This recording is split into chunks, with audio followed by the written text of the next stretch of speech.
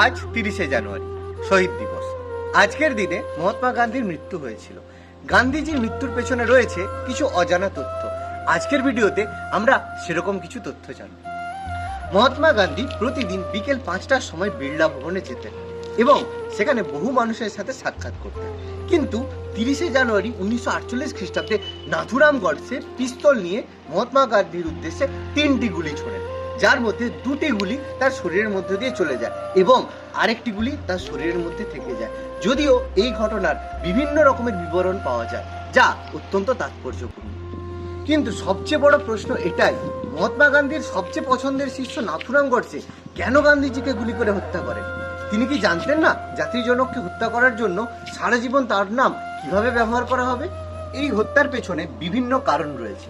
প্রথমত, তৎকালীন কংগ্রেস সরকারের মতে নাথুরাম গডসে ছিলেন হিন্দুত্ববাদী এবং তিনি ভারত ভাগের জন্য মহাত্মা গান্ধীকে দোষী মনে করতেন। তার মতে গান্ধীজি মুসলিমদের প্রতি অধিক সহানুভূতিশীল ছিলেন, সেই কারণে তিনি গান্ধীজিকে হত্যা করেন। কিন্তু এই কারণটি আজকের দিনে যে যথাযথ নয়, তার বিভিন্ন তথ্য আমরা পেয়ে থাকি।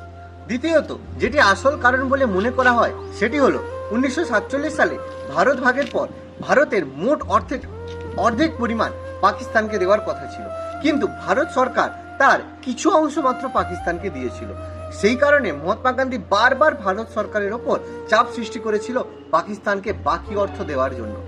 পাকিস্তান সেই অর্থ নিশ্চিতভাবে ব্যবহার করত ভারতের বিরুদ্ধে সন্ত্রাস ছড়ানোর জন্য। 1948 খ্রিস্টাব্দে গান্ধীজি এই কারণে অনশন শুরু করেন, যার ফলে ভারত সরকারকে বাধ্য হয়ে পাকিস্তানকে 55 কোটি টাকা দিতে হয়েছিল। সেই কারণে নাথুরাম গডসে নিজের প্রাণের তোয়াক্কা না করে মহাত্মা গান্ধীকে হত্যা করেছিলেন। এই কারণটি যথাযথ, তার কারণ নাথুরাম গডসের বিচার সম্পর্কিত কোনো নথি 1962 সাল পর্যন্ত প্রকাশ হতে দেওয়া হয়নি এবং নাথুরাম গডসের দাদাকে 1962 সাল পর্যন্ত বিভিন্ন কারণে জেলের মধ্যে রাখা হয়েছিল। এর থেকে প্রশ্ন থেকেই যায়, মহাত্মা গান্ধীর হত্যার পেছনে কি তাহলে তৎকালীন প্রধানমন্ত্রী জওহরলাল নেহরুর কোনো হাত ছিল? অবশ্যই কমেন্ট করে জানাবেন।